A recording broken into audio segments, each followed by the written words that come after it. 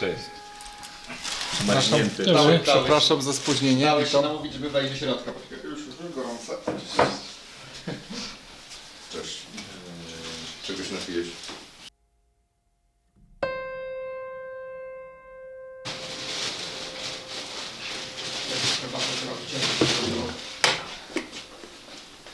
Co idziemy?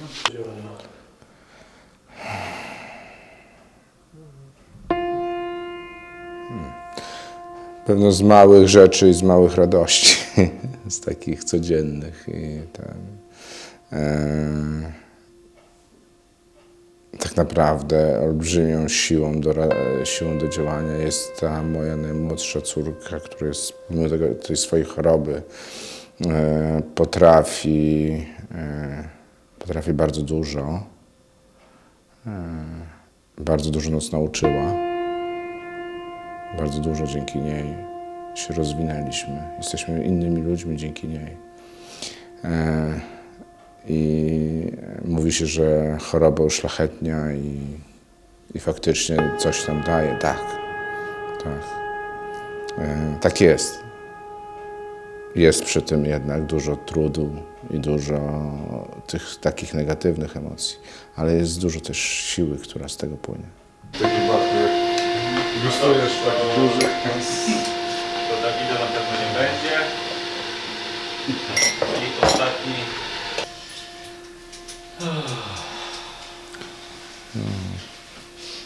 To radzenie sobie właśnie z tymi emocjami, to jest takie trudne i nauczenie. Chciałbym nauczyć moje córki, żeby było im łatwiej.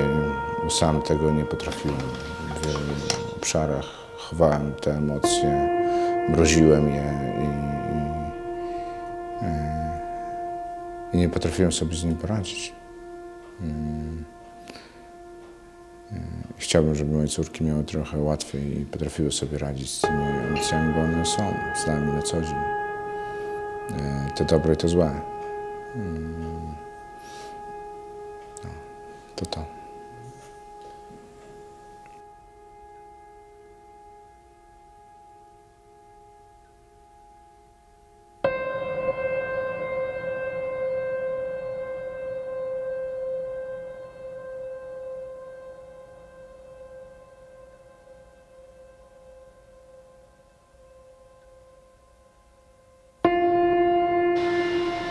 Gdzie on się szybko minęło? Czy to trudno mówić, że są jakieś jedne przeważające emocje, no ale zdarza się, w szczególności w takich sytuacjach związanych z chorobą dziecka, czy zdarza się, że jedną z tych emocji, która jest emocja złości i właśnie takiej niesprawiedliwości, taka złość, że to dotknęło nas, że dzieje się coś, co nie chcę, żeby się działo, tak?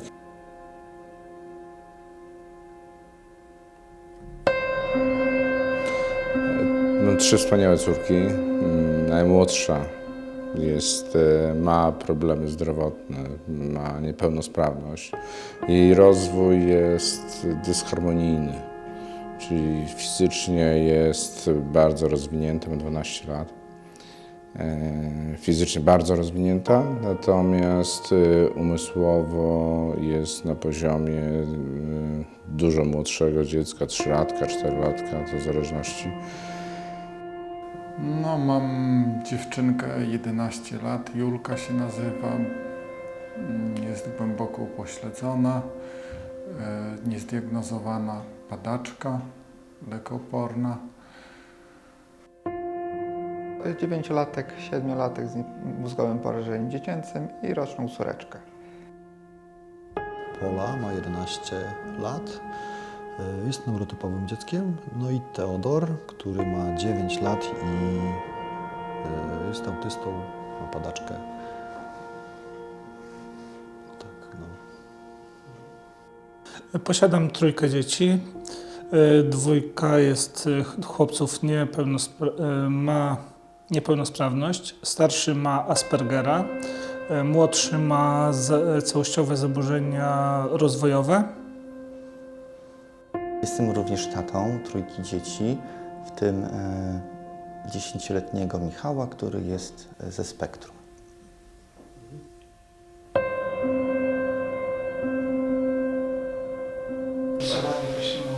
A co jest stoi w przeszkodzie? Ja sam, żeby zacząć. Ja mam ci podpowiedź. Już mnie nie jedna osoba namawiała.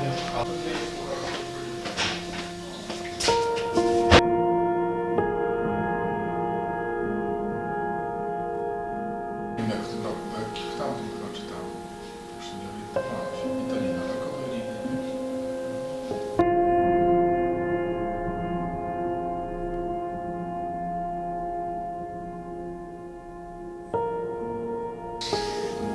Kiedyś nieraz wchodziłem na Dejlidę, to panowie mówili, żeby nie do wody nie iść, to na przykład ciepły prysznic bierzesz, wychodzisz na balkon. Każdy ma balkon, czy tam podwórko, nie? A też ciało, przyzwyczajasz pomału.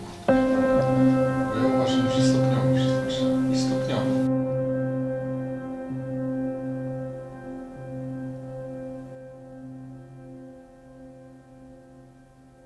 Z czym jesteśmy i tak dalej. Mamy praktyki pracy z ciałem i mamy te praktyki w obszarze lęku. Zaskakująco, ale zaraz wytłumaczę, czemu tak jest.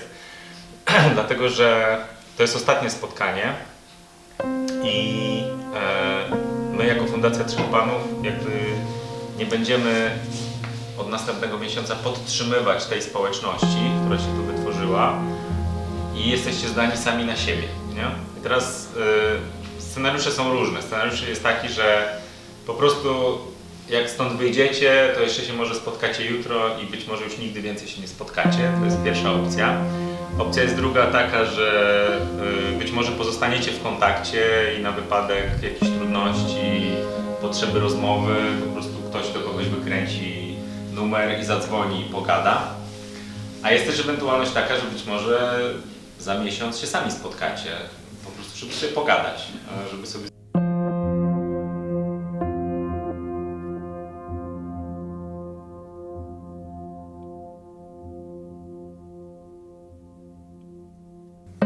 Nie zawsze faktycznie, nie zawsze faktycznie takie wsparcie adekwatne może jesteśmy w stanie sobie wśród znajomych, przyjaciół znaleźć, bo to są często ciężkie tematy i nie każdy to jest to w stanie udźwignąć.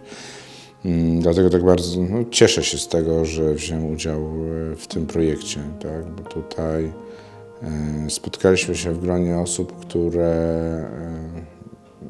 których dotknęło podobne emocje, podobna historia, każda inna, całkowicie inna. Tak?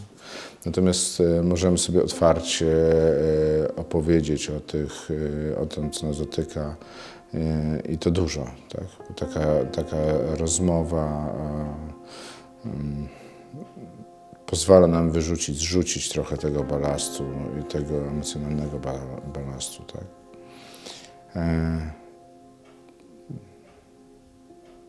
Tak.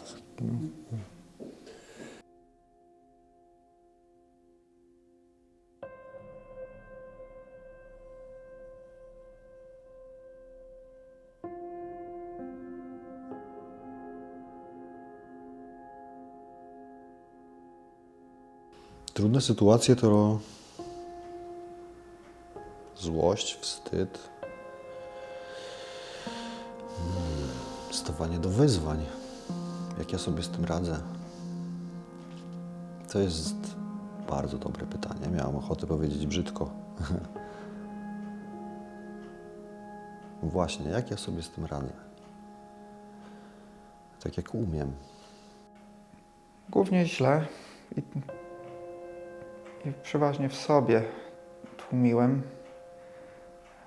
ale teraz staram się bardziej otwarcie o emocje wyrzucać z siebie.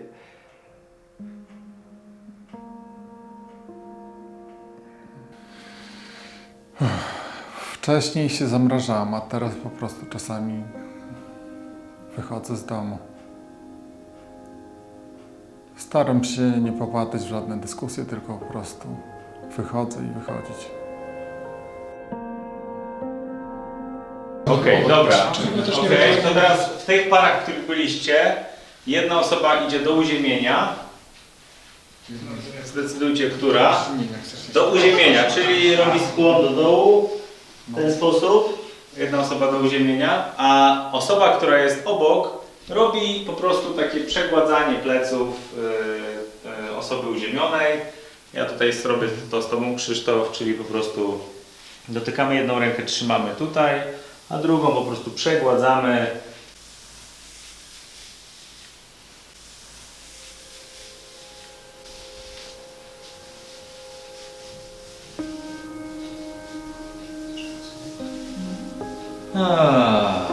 Można oddychać.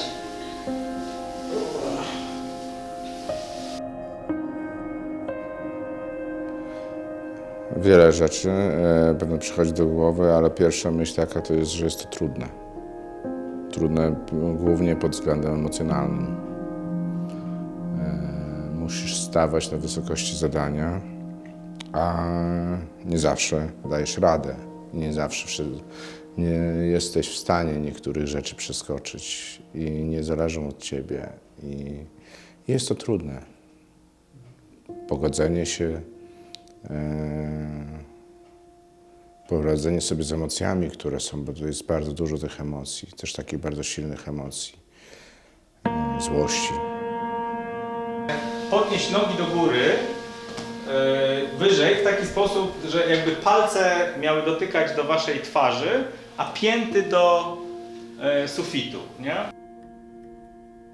Takiej złości, dlaczego to się przytrafiło naszej rodzinie, dlaczego mojej córce to się przytrafiło, dlaczego się przytrafiło rodzeństwu, bo to dotyka nie tylko rodziców czy tego dziecka, ale całej rodziny dotyka ten problem. I te emocje są olbrzymie emocje, które nam towarzyszą i chyba najtrudniejsze jest poradzenie sobie z tymi emocjami. Zamknijcie sobie oczy, natomiast dłonie połóżcie na takie miejsce w ciele, w którym czujecie, że akurat w to miejsce potrzebujecie. Może to być na głowie, może być na klatce piersiowej, na brzuchu, na ramieniu, na nogach, na miednicy, gdziekolwiek czujecie, że w tej chwili macie potrzebę. Cały czas jesteście rozchylonymi ustami, oddychacie.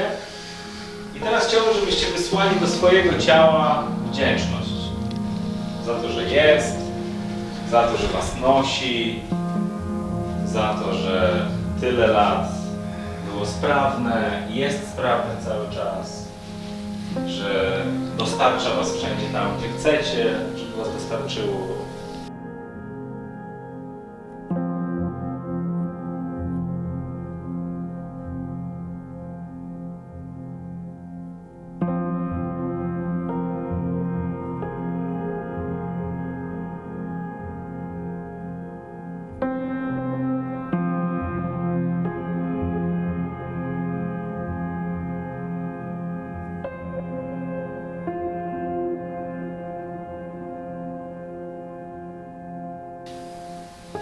Znajdujemy sposób na to, żeby wyjść z pozycji leżącej do pozycji siedzącej. Formujemy krąg.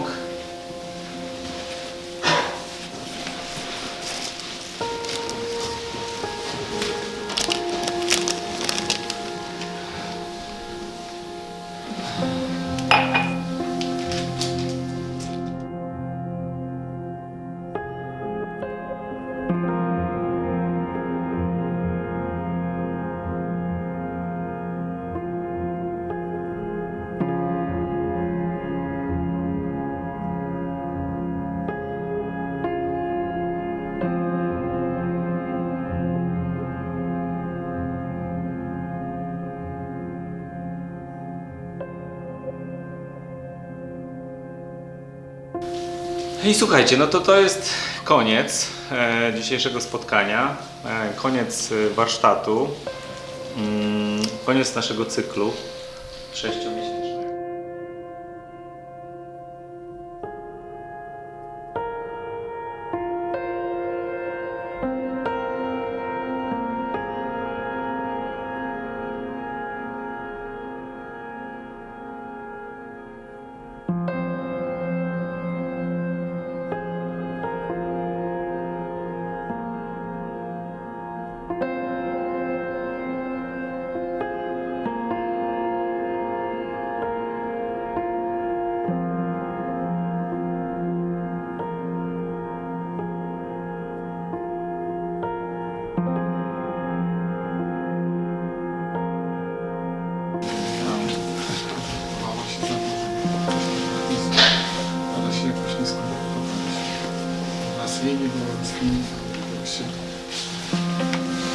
Mroźne Podlasie. A jaka data? Data? 14. 14 grudnia. Kurczę, był piątek 13. Ja mam jeszcze taką prośbę. Tak. Ulotki małej swoje mogę rozdać? Może ktoś z podatkiem się nie rozlicza? Myślę, że to można zostawić, nie? Gdzie tu? Ale ty chcesz nam dać do ręki? No. A, do ręki, dobra. Do ręki, No, proszę. no, śmiało. Proszę. Proszę. Jaka słodka. Proszę. Ja to mam swojego. A, ty masz swoje. Gdzie twoje ulotki, kolego? Stary, to dobrze. Też mam.